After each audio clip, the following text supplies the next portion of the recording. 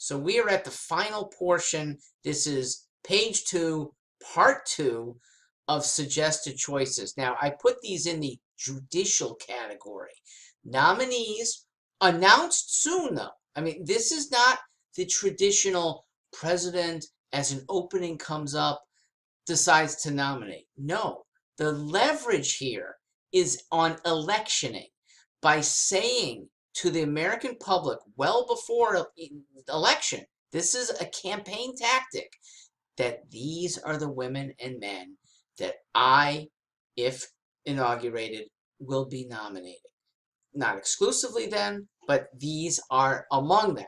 So this is a tactic to get, once again, fans of these people to be behind you, and these people themselves to be rallying so that they have this extra stake. Now, if they don't really want the position, let them quietly tell you later. But they're honored by this.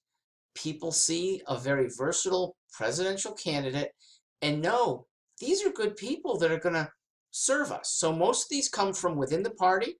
Some are from outside. All for judicial openings. Now, at the Supreme Court level, there is no need for these people to be lawyers. Doesn't have to be. State courts do, but this is a federal opening. And so at the lower court level, I do believe law degrees are needed. But there's still advisory positions. There's still quasi-judicial positions. So all of these people are in play. So in alphabetical order, but I'm going to skip 5 because I want to elaborate on them. Alphabetically, Amanda Prestigiacomo, Bill Redpath, Brian Ellison, Bob Johnston, Bruce Fine, Kara Schultz, Carla Howell, Chris Lopez, Daniel Hayes, Dave Barry, Dave David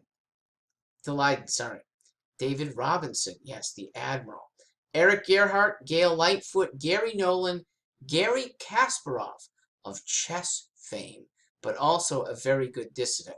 That's column 1. I continue. Top of column 2 with Ian Freeman, James Bovard, Jeffrey Tucker, Jess Mears, John Mons, Keenan Dunham, Ken Melman, Kevin McCormick, Kim Ruff, Lou Rockwell, Marco Rubio. I'm skipping a few more. I'll put them in later. Peter Schiff, P.J. O'Rourke, Randy Barnett, Rhett Smith.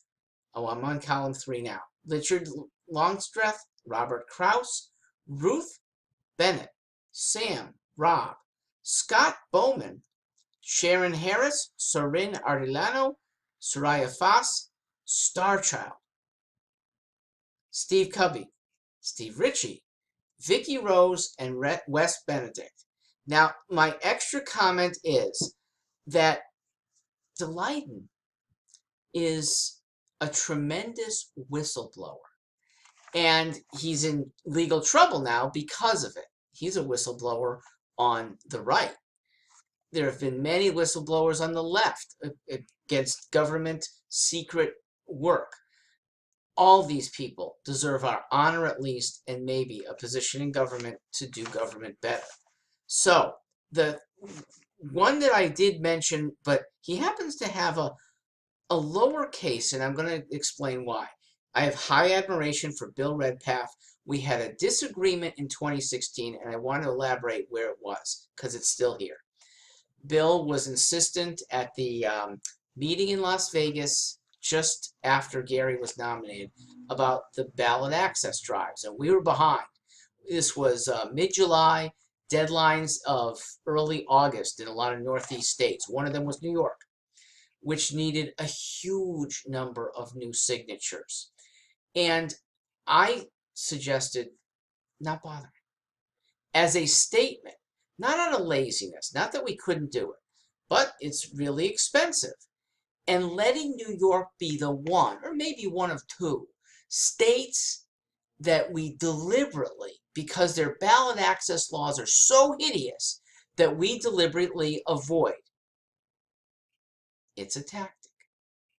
We weren't going to win all 538 electoral votes, okay? If missing New York was the difference of getting over 270 and not, okay, shame on me. But we didn't even get one electoral vote. So this was the process of being on the ballot, which, if New York sticks out like a sore thumb because it's such a bad player in this horrible business of keeping people off ballots, let them stick out and shine. Let the Empire State be an empire of greed and corruption, evidenced to everybody. Well, they're back. New York's gotten even harder to get third-party candidates on ballots. They upped it over the last 4 years. And here, Bill, I hope you're on my side now. Let's make them stand out. You know, it'd be really cool if we nominated Larry Sharpe for VP and he can't even vote for himself in his own state because of these corrupt laws. I think that'll turn it around. In the media capital of the United States, to have it be the one state that is denying people the chance to vote for an appealing candidate, and all 49 other states are on board, I think we momentously make headlines that get rid of the New York restriction, maybe, but maybe call attention to all the other stupid states that make it hard on our candidates. So we part a little bit philosophically, but we're on the same team pushing in the same direction. Hey, my other 4 came from the middle column, and they are consecutive. Michelle Bachmann, my favorite former congressman. Michael Bednarik, my favorite former LP candidate who's alive. Harry Brown would be my favorite. Michael Knowles, my favorite.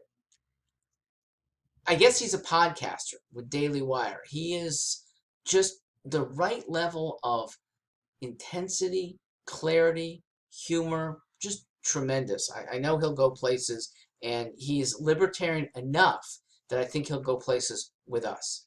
Finally, libertarian to the core, Nick Sarwark, who is, he always says the right thing.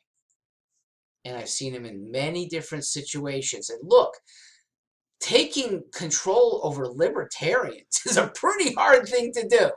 And for nearly 6 years, Nick has done it masterfully. So kudos. We all take our hats off to you.